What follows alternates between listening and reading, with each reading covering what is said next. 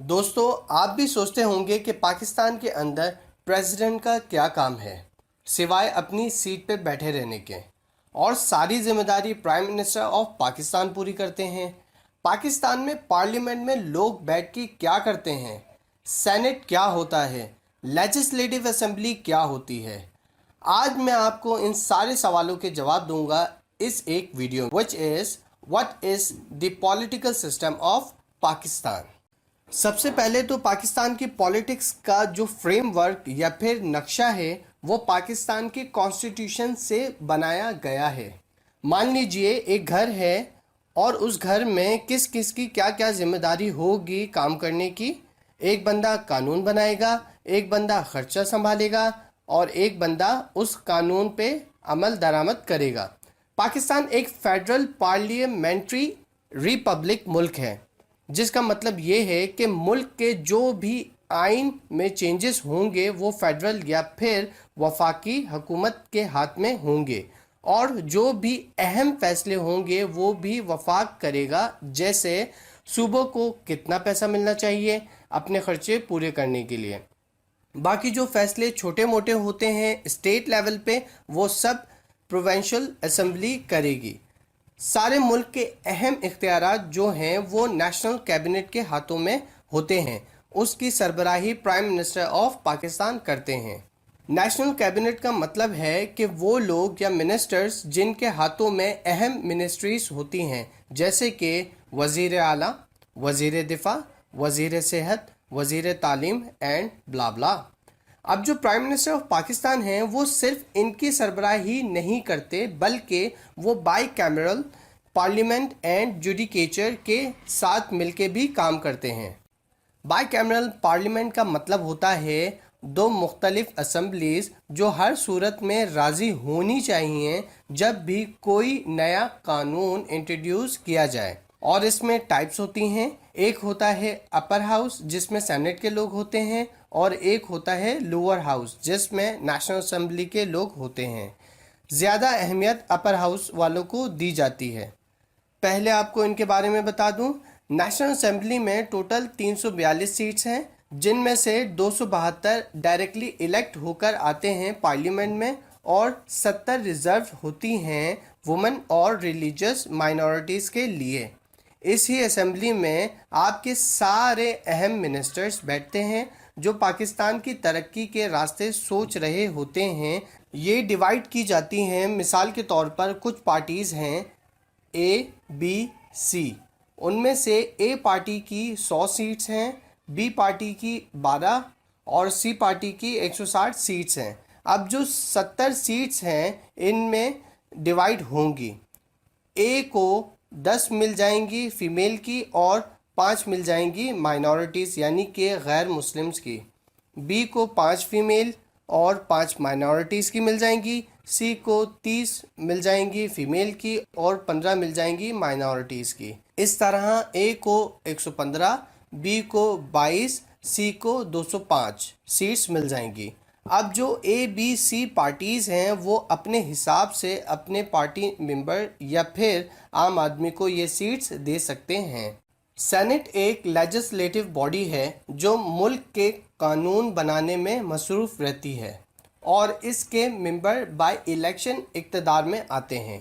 की सर्विस 6 साल तक की होती है, और सेनेट का चेयरमैन प्रेसिडेंट के ओहदे के बराबर वैल्यू रखता है। मान लीजिए कि प्रेसिडेंट अगर रिज़ाइन कर देते हैं और जब तक नया प्रेसिडेंट इलेक्ट नहीं होता ये अपनी सर्विस प्रोवाइड करेंगे। कोई भी बिल अगर पास होगा तो नेशनल असेंबली के बाद सेनेट असेंबली के पास आएगा, और अगर ये उस बिल को पास करेंगे तभी वो लागू होगा। मिसाल के तौर पर एक ऐसा कानून आए जिसमें गलत करने वाले को सरेआम सज़ा दी जाए, तो इस सूरत हाल में बाई कैमरल पार्लियामेंट में ये बिल पेश करना होगा, और इन दोनों असेंबलीज़ की मंजूरी होना लाजमी है, वरना बिल मंजूर नहीं हो सकता। जुडिकेचर का मतलब होता है इंसाफ का निज़ाम या फिर निज़ाम अदलिया।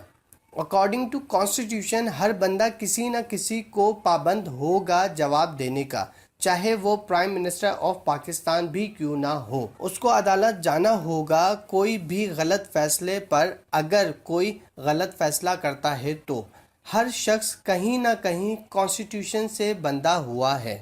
प्रेसिडेंट ऑफ पाकिस्तान किस तरीके से अपने इक़्तिदार में आता है? सबसे पहले तो वो भी बाय इलेक्शन पार्लियामेंट में आता है, उसके बाद इलेक्टोरल कॉलेज के थ्रू वो अपने इक़्तिदार पे पहुंचता है। इसका मतलब होता है कि वो चंद लोग जो ख़ास सिलेक्ट किए जाएं किसी भी ख़ास पोस्ट के लिए, लेकिन बाय वोट वो अपने इक़्तिदार पे आ सकें। 18वीं तरमीम से पहले प्रेसिडेंट ऑफ पाकिस्तान के पास काफ़ी अथॉरिटीज़ थीं, लेकिन 2010 में उनसे अहम इख्तियारात छीन लिए गए। उसके बाद से पाकिस्तान जो है वो एक सेमी प्रेसिडेंट सिस्टम से निकलकर एक पार्लियामेंट्री गवर्नमेंट को अपना चुका था।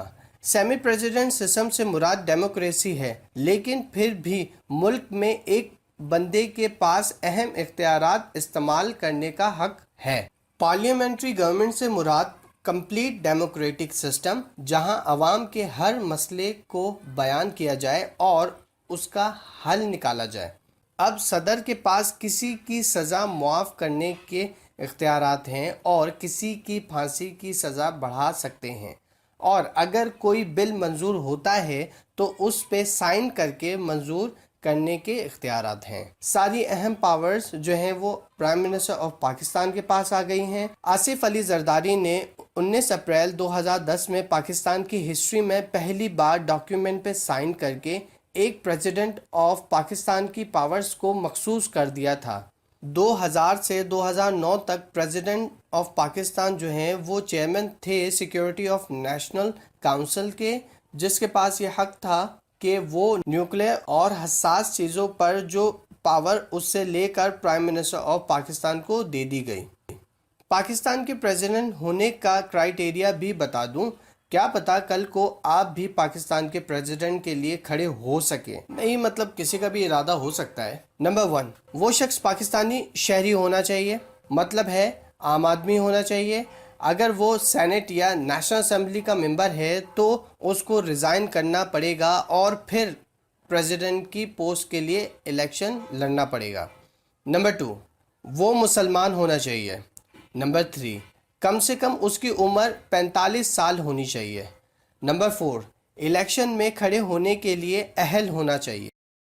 पाकिस्तान की गवर्नमेंट की 3 मेन ब्रांचेस हैं, executive, legislative and judicial. Executive branch मुश्तमिल होती है कैबिनेट के ऊपर, जिसकी सरबराही प्रेसिडेंट ऑफ पाकिस्तान करते हैं।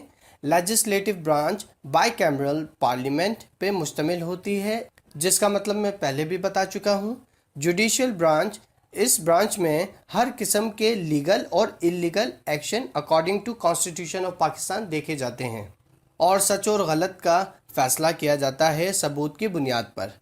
छोटे चोर से लेकर बड़ी से बड़ी करप्शन का केस भी यही ब्रांच देखती है। पाकिस्तान जो है वो मल्टी पार्टी डेमोक्रेटिक मुल्क है, जहां हर पार्टी के पास ये हक है कि वो इलेक्शन में हिस्सा ले सकती है, नेशनल असेंबली की सीट पे भी और प्रोविंशियल असेंबली की सीट पे भी। हालांकि बांग्लादेश जुदा होने के बाद 1971 में पाकिस्तान पीपल्स पार्टी और मुस्लिम लीग के दरमियान काफ़ी हालात ख़राब हुए और अब PMLQ और PTI के दरमियान भी सियासी हालात कुछ ठीक नहीं। 1950 में मिलिट्री इस्टेब्लिशमेंट ने भी करीबन पाकिस्तान पर 2000 तक हुकूमत की, जिसकी वजह से पाकिस्तान की सियासत का पहलू कहीं खो के रह गया है। 2008 के बाद जब जनरल परवेज़ मुशर्रफ ने रिज़ाइन दिया, उसके बाद से मिलिट्री और पॉलिटिक्स के दरमियान एक गहरी लाइन आ चुकी है, जिसने अब पाकिस्तान को एक नई आज़ाद का रास्ता दिखाया है। उम्मीद करता हूँ कि इस वीडियो से आपकी नॉलेज में बहुत इजाफा हुआ होगा। वीडियो पसंद आने की सूरत में वीडियो को लाइक करें और चैनल को सब्सक्राइब करें, ताकि आने वाली न्यू वीडियो से आप फ़ायदा उठा सकें। अपना बहुत ख्याल रखिएगा। अल्लाह हाफ़िज़।